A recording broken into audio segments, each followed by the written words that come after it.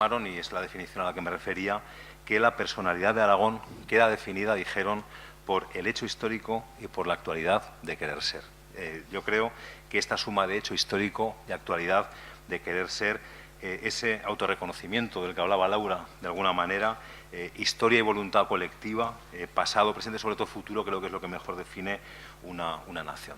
Esa definición que los aragonesistas hicieron hace 80 años se evoca en una ley que las Cortes de Aragón aprobaron hace justo una semana, el jueves, hoy no sé qué día es, jueves, pues justo el jueves pasado en las Cortes de Aragón, una ley que es un auténtico hito para Aragón, pero una ley que es sobre todo un hito para los aragonesistas, la Ley de Actualización de los Derechos Históricos de Aragón. Me siento muy orgulloso, como militante de ECHA, que esa ley es el resultado de una proposición de ley que registraron los diputados de Chunta Aragonesista en las Cortes Generales. Como es sabido, la Constitución ampara y respeta los derechos históricos de los territorios forales, no los nombra, no dicen que sean País Vasco y Navarra, habla solo de los derechos históricos de los territorios forales y dice que la actualización general de ese régimen foral se llevará a cabo en el marco de la Constitución y el Estatuto de Autonomía. Algo que se olvida siempre, nuestro Estatuto de Autonomía es del año 82, ya recoge también, desde la versión original, insisto, del año 82, recoge la reserva de esos derechos históricos y nuestro derecho a actualizarlos. Esto solo ocurre con Navarra, País Vasco y Aragón. El Estatuto, desde el año 82, lo sigue diciendo desde la última versión de 2007, dice literalmente que la aceptación del régimen de autonomía que se establece en el presente estatuto no implica la renuncia del pueblo aragonés a los derechos que como tal le hubieran podido corresponder en virtud de su historia, que podrán ser actualizados de acuerdo con lo que establece la Constitución. Otros los actualizaron pronto. Los aragoneses y aragonesas tardamos 36 años en actualizar esos derechos históricos. Esto fue justo, como digo, la semana pasada. Esa ley de actualización de los derechos históricos de Aragón, en su artículo primero, arranca evocando, como decía, esa definición de nación que los aragonesistas nos dejaron en el año 36, diciendo que Aragón es una nacionalidad histórica de naturaleza foral, importantísimo, cuya identidad jurídica, así como la voluntad colectiva de su pueblo de querer ser, se han mantenido de manera interrumpida desde su nacimiento. La ley concreta el contenido y los efectos de los derechos históricos que la ley aprobada en las Cortes Generales considera originarios y anteriores a la Constitución, al Estatuto e incluso a la legislación emanada de la Unión Europea y, como digo, determina lo que suponen estos derechos históricos, entre otras cuestiones, la expresión de la voluntad del pueblo aragonés de mantener y reafirmar su identidad política, institucional y jurídica. En segundo lugar, el reconocimiento y garantía de una posición singular de Aragón en relación con el derecho foral, la historia, la cultura y las lenguas. La garantía de una relación de Aragón con el Estado regida por los principios de autonomía y bilateralidad, al que se refería también antes Iñaki, y por supuesto algo que suele faltar, el ingrediente que suele faltar, la lealtad institucional mutua. El derecho de Aragón, dice también la ley, a acceder al más alto grado de autogobierno y, como mínimo, al que se reconozca a cualquier otra nacionalidad del Estado en cualquier ámbito competencial, institucional e importante financiero. Una garantía también de los derechos políticos y sociales de los aragoneses como expresión de los principios tradicionales de libertad, justicia social, igualdad, respeto a la diversidad y pacto. Y, por último, también se considera uno de los objetivos del contenido de los derechos históricos por la ley la consideración del autogobierno político y la autonomía financiera como instrumentos para prestar unos servicios públicos universales, laicos, gratuitos y de calidad, como un instrumento también para garantizar e impulsar los derechos sociales y culturales y el estado del bienestar, esa visión social del autogobierno. Partiendo de esos principios, la ley regula los símbolos de Aragón, las instituciones de autogobierno, nuestro patrimonio histórico, político, jurídico. No me voy a extender en la ley, pero quiero decir, esta no es una cuestión de Chunta Aragonesista, es una cuestión aprobada con la oposición solo de dos partidos en las Cortes de Aragón, Partido Popular y Ciudadanos, y el apoyo del resto de partidos de las Cortes de Aragón. Vuelvo al título de la mesa redonda. Supone esa ley de actualización de los derechos históricos de Aragón, ese nuevo modelo relacional del que habla el título de esta mesa redonda. Creo que sin duda, al menos en el ámbito de Aragón, sí que supone la ley un cambio sustancial, debería suponer un cambio sustancial de relación entre Aragón y el Estado. También tengo claro que va a tropezar con un recurso ante el Tribunal Constitucional. Ciudadanos, que no tiene capacidad, que no tiene 50 diputados ni 50 senadores, y ha anunciado que presentará el recurso. En todo caso, así se abriría un debate interesantísimo que no se ha abierto nunca ante el Tribunal Constitucional. En todo caso, pongo en valor la ley porque de alguna manera representa la vía aragonesa, siempre olvidada en estas cuestiones, la vía aragonesa como fórmula de solución de problemas, como mecanismo para alcanzar acuerdos y pactos en el futuro. A pesar de eso, creo que, respondiendo a la pregunta de la mesa redonda, creo que no podemos afirmar que nos encontremos con carácter general al inicio de ese nuevo modelo de relación territorial con carácter general en el Estado español, todo lo contrario. Creo que en los últimos tiempos no solo no hemos avanzado hacia ese nuevo modelo relacional, sino que hemos retrocedido de forma preocupante. Llevamos años asistiendo a un proceso recentralizador, a un proceso homogeneizador muy intenso que coincide, y no es casualidad, con el descrédito de las instituciones democráticas. Creo que es evidente que el modelo de 78 está agotado, está caducado, ya no da más de sí, pero el problema es que no hemos empezado a construir todavía el modelo que debería sustituirlo, no hemos empezado a construir la alternativa. Una alternativa que, en mi opinión, debería ser federal o confederal. Veo más factible la naranja que la uva en el Estado español. Lo que no veo factible es la manzana, y mucho menos una manzana con 4 gajos de naranja allí incrustados, que es lo que al final el presidente Sánchez decía el otro día, esa visión simplista de esas 4 naciones, vinculándolo fundamentalmente en la cuestión lingüística en muchas ocasiones. Como digo, me gustaría la manzana, me gustaría la uva, veo más posible la naranja, la uva, veo más posible la naranja. Federalismo o confederalismo solidario. Creo que la solidaridad es absolutamente clave, solidaridad entre territorios y entre personas, una alternativa que se debería basar necesariamente en el derecho a decidir de los pueblos y las personas, el derecho a decidir libremente su futuro. Muchas veces otra simplificación se identifica derecho de autodeterminación con independencia, y es un grandísimo error. Yo creo que los escoceses lo han puesto muy fácil, ¿no? El caso de Escocia es paradigmático. Escocia, en el derecho, en el ejercicio del derecho de autodeterminación, decidió seguir formando parte del Reino Unido. Eso es ejercer el derecho de autodeterminación, decidir, no necesariamente independizarte, puedes decidir seguir siendo. En el Sáhara pasa algo parecido con las alternativas que se plantean para el referéndum, pero, como digo, el derecho a decidir tu futuro no es necesariamente, como digo, la autodeterminación. Yo defiendo la autodeterminación del pueblo de Aragón y planteo como alternativa en el ejercicio de ese derecho un Estado federal o confederal dentro de España. Una alternativa en clave territorial, pero de forma importantísima también en clave social, porque al final el objetivo debe ser garantizar el estado del bienestar y los servicios públicos.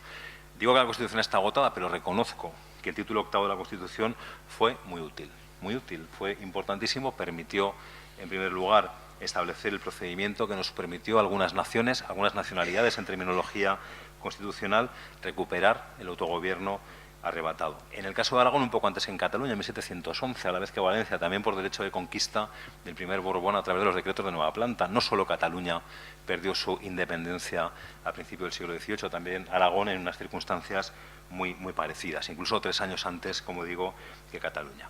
El título 8º cumplió sin duda su función, pero se ha quedado superado por la realidad social, por la realidad política, por la realidad incluso cultural. Creo que es uno de los aspectos más desfasados de la Constitución, junto con aspectos sociales como el derecho a la vivienda, el derecho al trabajo o el medio ambiente. Ha llegado a un punto muerto, y creo que el problema no es solo Cataluña. Por muy importante que sea Cataluña, que lo es sin duda, por muchas horas, letras, espacio ocupen los medios de comunicación, Cataluña no es el problema. Creo que Cataluña es el síntoma de un problema muchísimo más profundo, de un problema estructural que afecta al conjunto del Estado. Nada nuevo por otra parte. También es cierto que el proceso independentista catalán ha producido en algunas partes del Estado español y especialmente también, desgraciadamente, en Aragón, un resurgir de ese nacionalismo español del que hablaba antes, y no hay más que ver las banderas que cuelgan en muchos balcones y ventanas. Posiblemente la cuestión catalana lo que hace reflejar la complejidad, la heterogeneidad del actual Estado de las autonomías, es una expresión que odio profundamente. El Estado de las autonomías nunca ha culminado, o quizá imposible de culminar, y sobre todo que está completamente superado, como decía, en los términos en los que se planteó y desarrolló durante la transición, reconociendo, como digo, la utilidad de ese modelo. Creo que el problema, como digo, es del modelo territorial en su conjunto, y el problema es muy complejo. El problema es que conviven formas federales o cuasi federales con un fondo profundamente centralista. Hay una mezcla de federalismo y centralismo que es imposible que funcione. Formalmente las comunidades autónomas gozamos de un nivel de autonomía política, en algunos aspectos, en otros no, pero en algunos aspectos homologable a algunos estados federales, sobre todo en aspectos institucionales, nuestras instituciones de autogobierno, en algunos aspectos competenciales. Eso a pesar de algo que ha dicho Iñaki, que es clave, la complicidad recurrente del Tribunal Constitucional con las tesis más centralistas desde siempre. Como digo, formalmente un Estado federal, cuasi federal en algunos aspectos, pero que convive desde el punto de vista de la financiación, que es clave, con un centralismo absoluto. El centralismo en materia de financiación es tanto de forma como de fondo.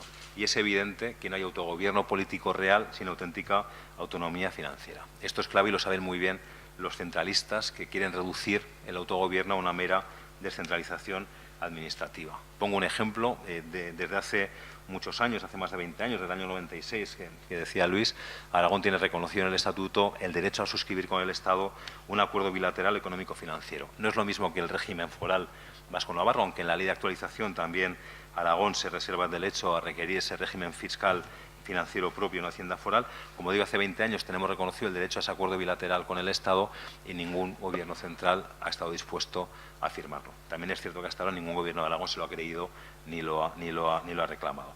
Como digo, el principal déficit, creo, de la estructura territorial del Estado es la financiación, y ese problema no afecta solo a la convivencia entre territorios, que también afecta sobre todo a la calidad de los servicios públicos que recibe la ciudadanía. Y esto para mí es clave, porque cada centímetro que retrocedemos en el autogobierno retrocedemos un metro en el estado del bienestar, porque las comunidades autónomas somos las que garantizamos ese estado del bienestar. Es el Estado, salvo dos casos, el que recauda los impuestos, nos da una pequeña parte a las comunidades autónomas. Es Papá Estado el que reparte de forma abusiva los objetivos de déficit. Es Papá Estado el que nos autoriza o no a endeudarnos las comunidades autónomas. Es Papá Estado incluso el que decide la tasa de reposición de funcionarios. Papá Estado nos tiene cogidos de la financiación, o mejor dicho, de la falta de financiación. Yo creo que ese es uno de los problemas fundamentales, que 40 años después de la Constitución, 2 generaciones después, pues sigue habiendo una tutela muy intensa del Estado sobre las comunidades autónomas, por la vía de la financiación sobre todo, por la vía política, pero sobre todo por la vía de la financiación,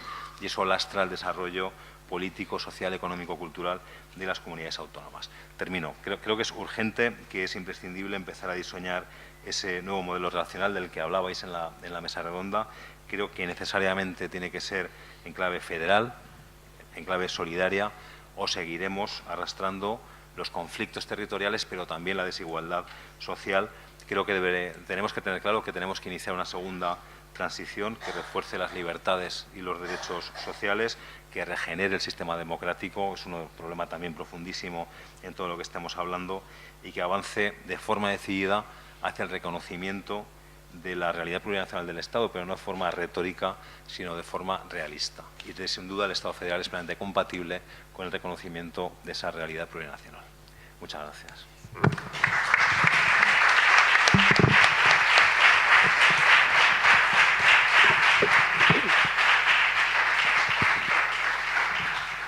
Muchas gracias a los cuatro. Para mí es realmente un placer que podamos hablar así de relajadamente de este tema que es trascendental, creo que para el futuro de todos los territorios, del territorio que quiera cada uno, y que lo hagamos en este tono. Como seguro que no tengo que animar a la participación, pues ¿quién quiere hablar primero? Sí.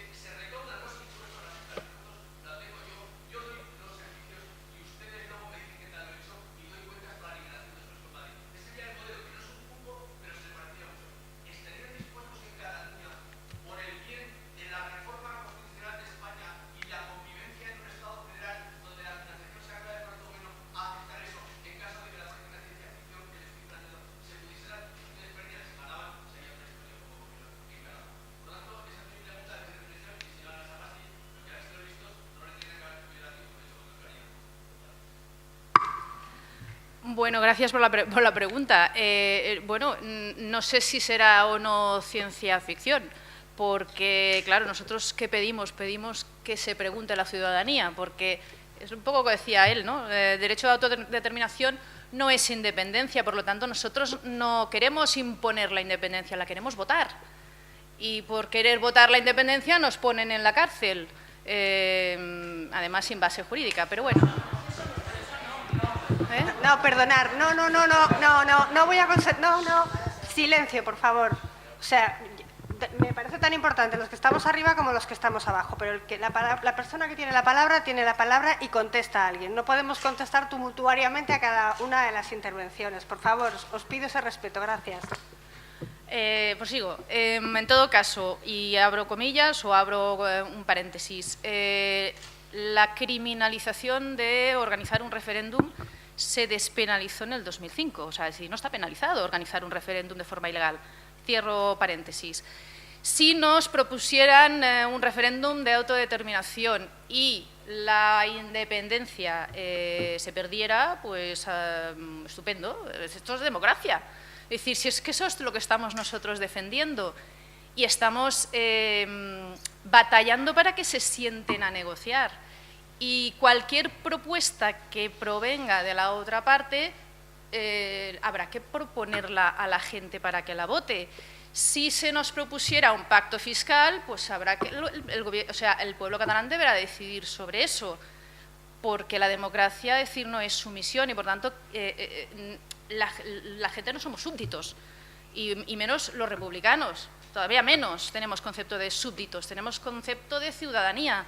Y al final, si creemos en la ciudadanía y creemos en la soberanía de la gente y del pueblo, entiendo que todo esto tiene que pasar por las urnas. ¿Que tiene que ser un Estado libre asociado? Estupendo. ¿Que tiene que ser un pacto fiscal a lo vasco? Pues estupendo. Es decir, nosotros antes que nada somos demócratas. Con lo cual, aceptaremos el resultado. Lo que no está claro es si en la otra parte hay demócratas, porque hay resultados electorales que no se han aceptado. Vamos a ver, yo me imagino que aquí vosotros algunos, ya no muchos, sabéis que cuando estudiábamos historia en el colegio llegamos hasta el siglo XVIII, no llegamos a más, ¿no? Y la verdad es que yo, en mi experiencia política en Madrid, 30 años, me he encontrado con una clase política española ágrafa, que no escribe, y de historia no sabe casi nada. Muy poca gente sabe algo de historia. Entonces, claro, cuando uno va a discutir de política, sobre todo con una persona que tiene responsabilidades y le pone el funcionamiento al corazón más que la razón y sobre todo los argumentos históricos para una convivencia, pues pasa lo que pasa, ¿no? Ha estado muy bien Paula cuando ha dicho, mira, yo fui de Unión Democrática, ahora soy de Esquerra, y Esquerra queremos que sea lo más parecido a lo que es la sociedad catalana, ¿no? Esquerra Republicana es un partido histórico dentro de Cataluña, porque nació con Francesc Macià, que fue el primer presidente de la Generalitat, y luego Unión Democrática, bueno, pues nació en 1931-32 con 87 años de historia. Y con eso yo quería decir, yo no venía aquí a decir, hombre, aquí el PNV tiene 122 años, jaja, aquí fíjate lo que somos del Atleti y además somos de Bilbao. No, simplemente lo que quería decir era que el tema histórico tiene mucho peso y así como han desaparecido partidos, UCD desapareció, UPyD desapareció. Es decir, lo importante es tener las ideas claras en política, tener la suficiente paciencia histórica para mover el tablero cuando haya que moverlo y actuar aprovechando cada coyuntura, teniendo sobre todo tu ideario bien puesto encima de la mesa. Yo le conocí en el Congreso de Diputados al Isaías Zaragoza, que era diputado del partido aragonesista, y aquel hombre era un nacionalista aragonés. Luego le he conocido a José María Mur, que fue presidente del Parlamento aragonés. Yo le decía, mira, tú te pareces a un nacionalista lo que tú a Demi Moore, te apellidas Moore, pero no tienes nada que ver con Demi Moore, ¿no? Pero él decía, yo voy a lo mío, me parece muy bien, y le conocía a Labordeta, y sabía lo que era Labordeta. A mí Labordeta casi era más republicano que nacionalista, Pero bueno, esas son las discusiones. Pero, como bien ha dicho, tenemos 32 años. Es decir, ¿qué ocurrió con Galicia en el año 78 cuando se discutió la Constitución? Que no había un partido nacionalista que defendía los intereses de Galicia, un partido galleguista residual. ¿Qué ocurrió en Cataluña? Que acababa de nacer Convergencia y Unió y no era el partido mayoritario el que discutió en aquel momento el Estatuto de São. Es decir, la historia tiene su importancia a la hora de tener las ideas claras en defensa de tus intereses. Ahora, la pregunta es sobre si Cataluña, pero claro, Cataluña en aquel momento, pues con el tema del concierto económico, yo creo que se le pasó el arroz histórico, porque en este momento los Montoro, pero no los Montoro, sino la nueva ministra, te dice, es que ¿qué hacemos con España cuando Cataluña tiene un déficit con la Hacienda española de 18.000 millones? No, es un tema económico en primer lugar, pero es un tema económico que es fundamental a la hora de hacer política democrática. Y luego hay otra cosa que también yo creo que es muy importante, que es tener, y vuelvo a repetir, y yo siempre lo digo y lo he repetido muchísimas veces, España no es Madrid. Cuando uno estudia la historia española y se da cuenta de que Aragón fue un reino y si alguien tiene derecho a tener sus derechos históricos reconocidos, quizás en aquel momento no existía el Partido Aragonés Regionalista, ni existía la Chunta. Y aquella defensa quizás la hizo la UCD, no estoy seguro de cómo se llevó adelante aquello, pero no tuvo ese coraje suficiente para poner encima de la mesa esos derechos históricos que ahora se están poniendo. Claro, se ha desaprovechado demasiado tiempo. Por eso yo decía lo de los 122 años, porque cuando tú tienes 122 años significa que tienes ya una cierta experiencia de repetir las cosas. Bueno, ahora, yo, volviendo un poco al tema que has planteado, España fue fundamentalmente poderosa en tiempos de Felipe II, donde no se ponía el sol, y era el reino de las Españas. Pero España no ha sabido hacer la transición entre un reino y un Estado-nación compuesto. No lo ha sabido hacer en ningún momento. Hemos tenido una dictadura feroz de Franco, absolutamente autoritario y centralista, y luego hemos tenido remedos constitucionales y un partido socialista que indudablemente ha modernizado muchísimo la sociedad española y sobre todo la economía española y lo social español, pero ha tenido este debate que tenemos ahora del Valle de los Caídos. Es una vergüenza. Esto está planteado desde el año 78. Yo he sido procesado por este tema hace 15 años. Es decir, ahora parece nuevo. Pero parece nuevo porque lo ha cogido Pedro Sánchez. Pero tú hablabas de esto a Ramón Jáuregui y salía corriendo. Y le decías a Zapatero y salía corriendo. Y a Felipe González no digamos. Y el tema de la monarquía, yo no quiero meterme ahí porque ya sabéis que soy un poco monotemático con ese tema. Y además nosotros hicimos en su momento, porque creíamos que aquello funcionaba bien, que es el pacto con la corona. Es decir, la corona, oiga, ¿es usted el jefe de Estado? Muy bien, usted represente a las Españas. Pero en nuestra casa usted no manda, mandamos nosotros, tenemos nuestro propio presupuesto, hacemos nuestra propia política y nos gobernamos como nosotros queremos. Pero claro, ese paso, yo creo que estamos en un momento boreal, estamos naciendo a una situación nueva, una derecha muy dura que está recuperando espacio y que vuelve a los viejos discursos franquistas, porque Franco no desentona con lo que está diciendo Rivera ni con lo que está diciendo Rafa Fernando y algunos más.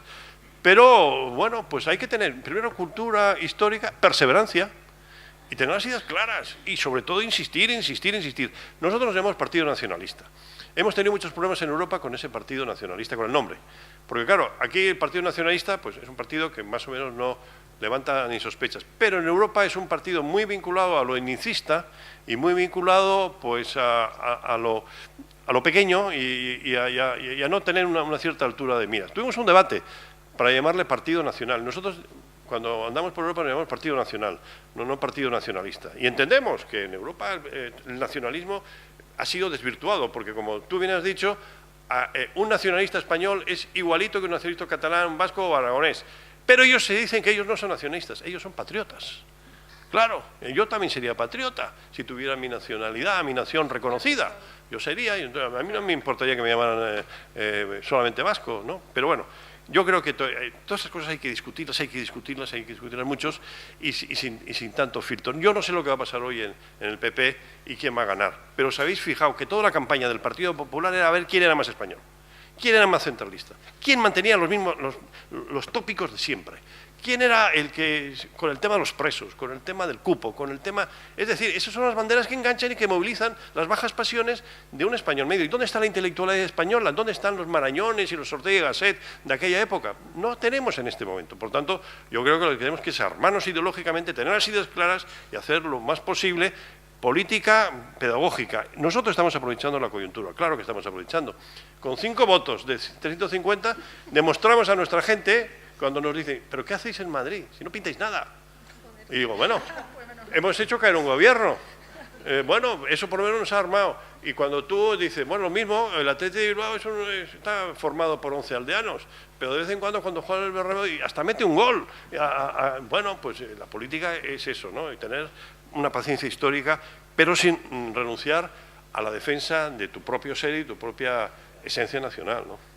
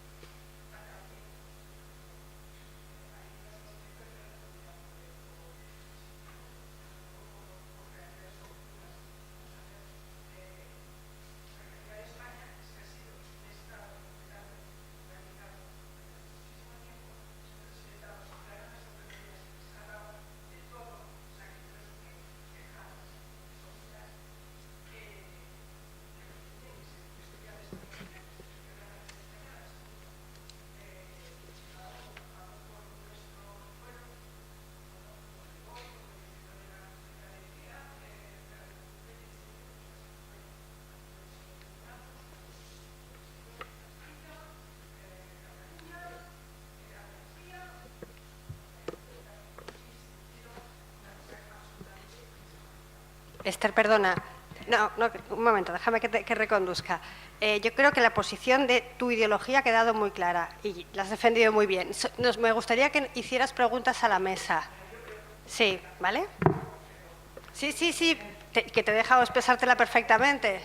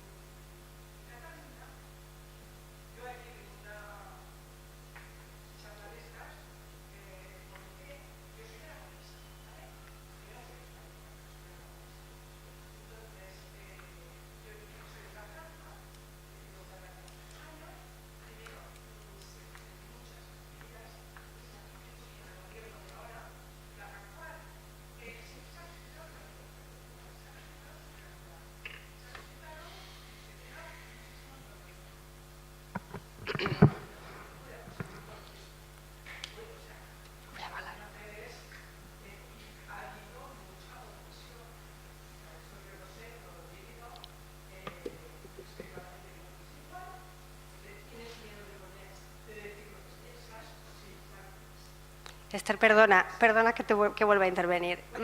Pregunta directa, por favor, que somos muchos.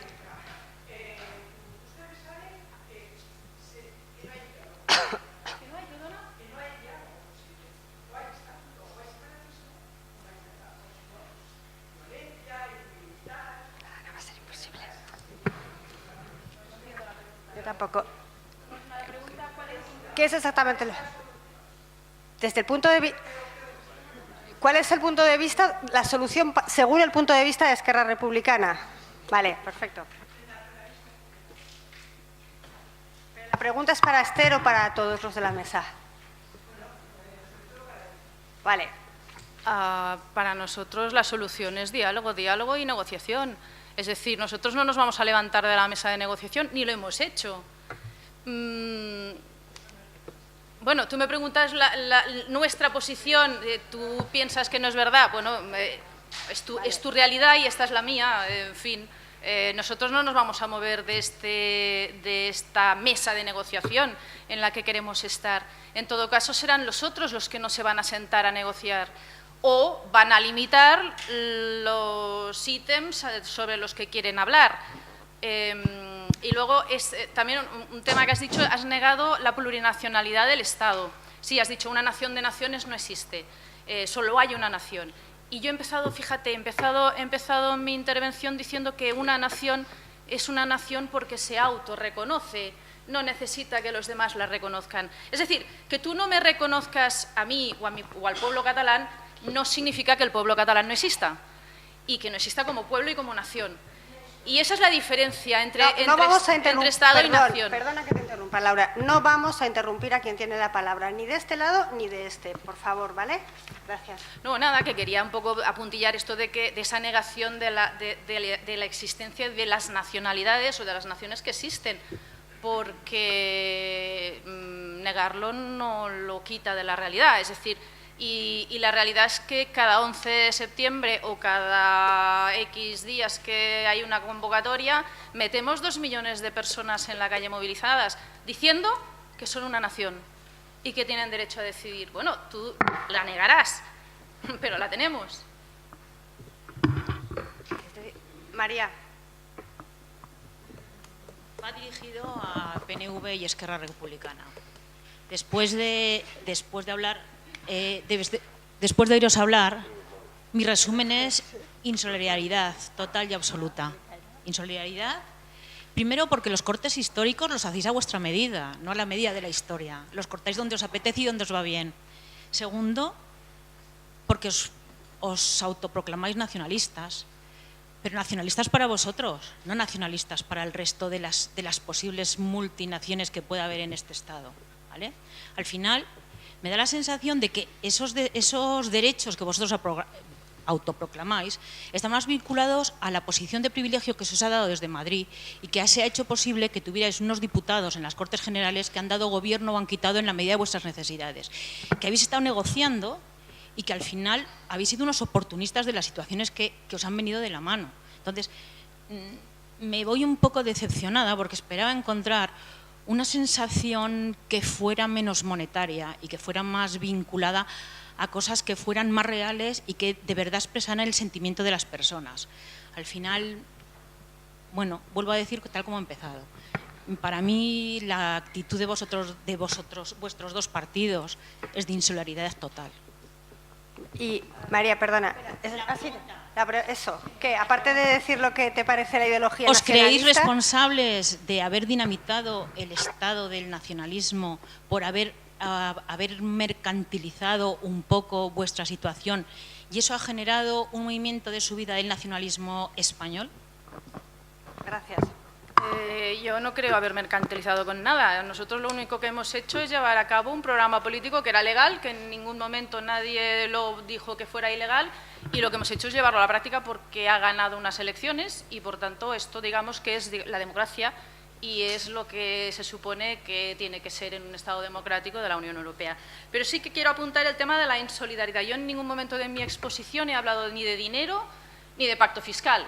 De hecho, tú sí que has apuntado el tema, ¿no?, del cupo y tal, pero yo no he hablado en ningún momento de nada de dinero, por lo tanto no he mercantilizado ni hecho este tipo de exposición. Pero en todo caso, os voy a hacer una reflexión.